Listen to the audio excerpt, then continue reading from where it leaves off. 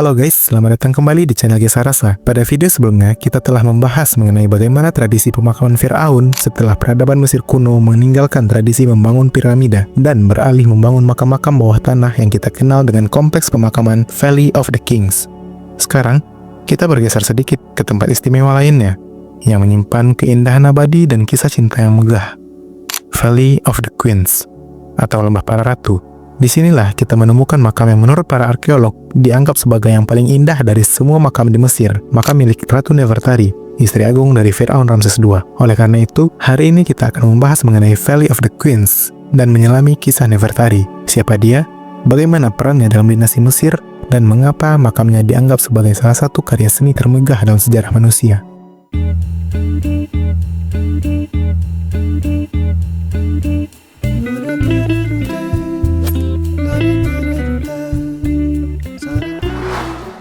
Sekitar 3.200 tahun yang lalu, Mesir berada dalam masa kejayaannya. Firaun Ramses II memimpin negeri itu dalam salah satu periode paling gemilang. Di sampingnya, berdiri seorang wanita yang tidak hanya cantik dan dihormati, tetapi juga sangat berpengaruh.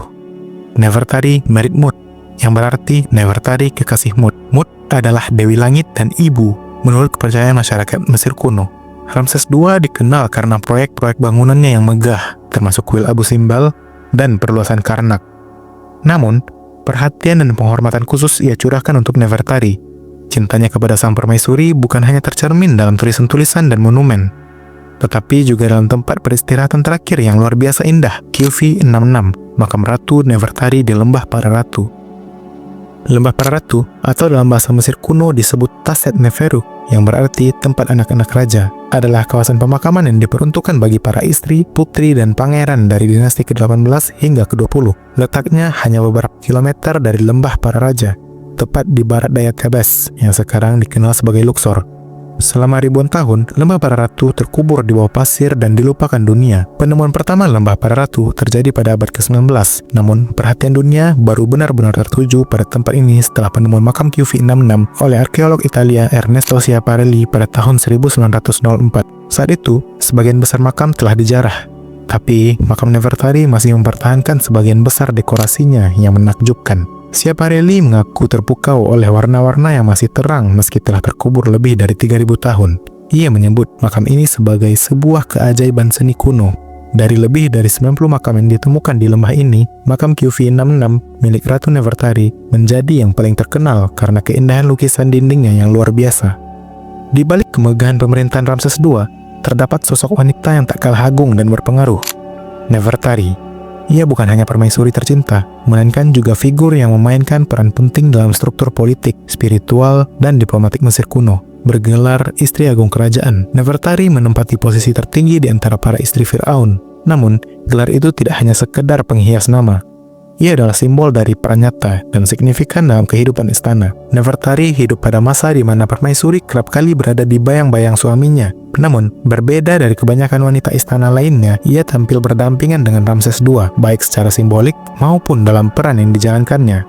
Di banyak relief dan ukiran kuil, Nefertari tidak hanya digambarkan sebagai wanita anggun di sisi raja, tetapi juga sebagai pelaksana ritual keagamaan dan pemberi persembahan kepada para dewa. Gambaran ini menunjukkan kedekatannya dengan dunia spiritual dan menegaskan posisinya sebagai perantara antara manusia dan yang ilahi, sebuah peran yang sangat penting dalam teologi Mesir. Yang lebih menarik lagi, Nefertari juga turut serta dalam urusan diplomasi. Salah satu peninggalan yang membuktikan hal ini adalah surat-surat diplomatik yang dikirimkannya kepada Ratu Puduhepa dari Kekaisaran Het, salah satu kekuatan besar pada masa itu dan musuh dari Mesir kuno. Komunikasi antar kerajaan semacam ini menegaskan bahwa Nefertari bukan sekedar pendamping simbolik, melainkan agen aktif dalam menjaga stabilitas hubungan internasional Mesir.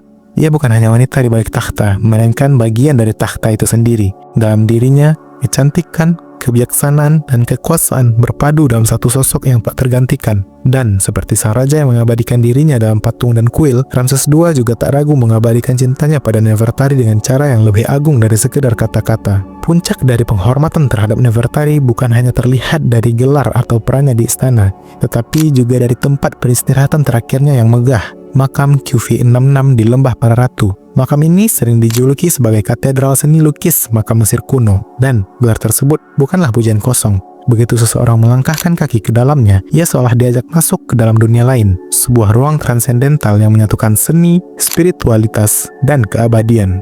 Lukisan-lukisan dinding yang masih begitu hidup meski telah berusia lebih dari 3000 tahun menjadi bukti betapa makam ini bukan hanya tempat peristirahatan, tetapi juga pernyataan artistik dan teologis yang mendalam. Warna biru lapis lazuli, merah oker, kuning keemasan, dan hitam pekat menghiasi dinding-dinding dengan intensitas yang menggetarkan, menghadirkan suasana sakral yang sulit dilukiskan dengan kata-kata. Setiap panel dinding mengisahkan babak-babak dalam perjalanan spiritual Nefertari setelah kematian. Ia digambarkan bertemu dengan Thoth, sang pencatat ilahi, menghadapi pengadilan Osiris, sang penguasa alam bawah, hingga menerima perlindungan dari Isis dan Nephthys, dua dewi agung pelindung dalam kepercayaan Mesir. Semua dengan ini merujuk pada kitab orang mati, teks religius yang digunakan untuk membimbing jiwa melewati bahaya akhirat menuju kehidupan kekal. Namun, lebih dari sekedar lukisan, makam ini adalah manifestasi visual dari kosmologi Mesir kuno. Arsitekturnya disusun mengikuti struktur spiritual yang kompleks, menggambarkan hierarki dan lintasan yang harus ditempuh oleh jiwa setelah kematian. Setiap lorong dan ruang di dalamnya memiliki makna, bukan sekedar untuk keindahan, melainkan untuk membimbing sang jiwa bangsawan dalam perjalanannya menuju kedamaian abadi. Selama ribuan tahun, makam ini sempat mengalami kerusakan akibat gempa dan pengaruh lingkungan pasca penemuan. Namun, pada akhir abad ke-20, misi konservasi besar dilakukan oleh Getty Conservation Institute yang bekerja sama dengan Supreme Council of Antiquities Mesir. Restorasi ini memakan waktu bertahun-tahun dan hasilnya membuat makam Nefertari dapat dibuka kembali untuk publik terbatas dengan pengawasan ketat. Makam yang megah ini hanyalah salah satu dari banyak bukti cinta Ramses II kepada Nefertari. Dalam dunia di mana kuasa raja begitu absolut dan wanita kerap kali dijadikan pion politik, kisah antara Ramses dan Nefertari memberikan sentuhan yang lebih manusiawi, kisah cinta yang langka di antara batu-batu monumen. Salah satu ekspresi cinta paling luar biasa terlihat di Abu Simbel, tempat Ramses II membangun dua kuil besar.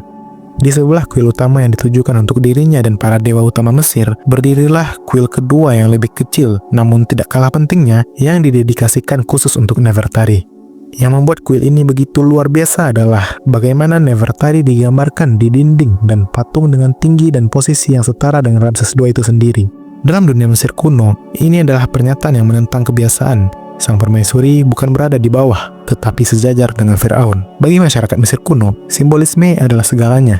Dan dalam simbolisme itu, terlihat dengan jelas bahwa Nefertari bukan hanya dicintai, tetapi juga dihormati, diabadikan, dan ditinggikan setara dengan kekuasaan sang raja. Ia adalah bagian dari warisan yang ingin dikenang Ramses II, bukan hanya sebagai pasangan hidup, tetapi sebagai bagian dari takdir ilahi mereka berdua.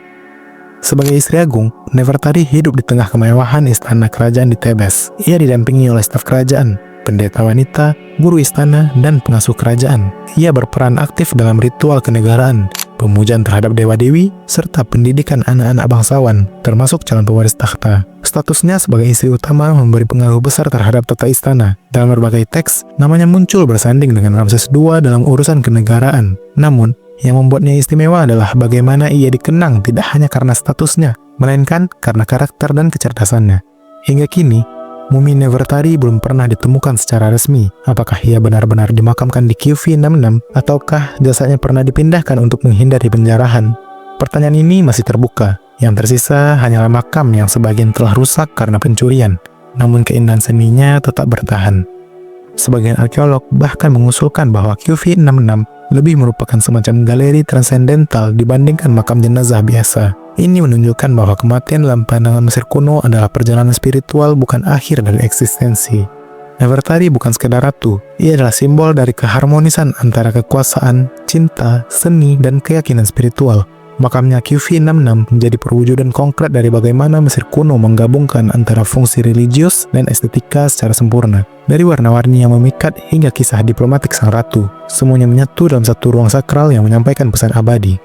Dalam sosoknya, kita melihat bagaimana perempuan memiliki tempat penting dalam sistem kerajaan dan spiritualitas Mesir kuno.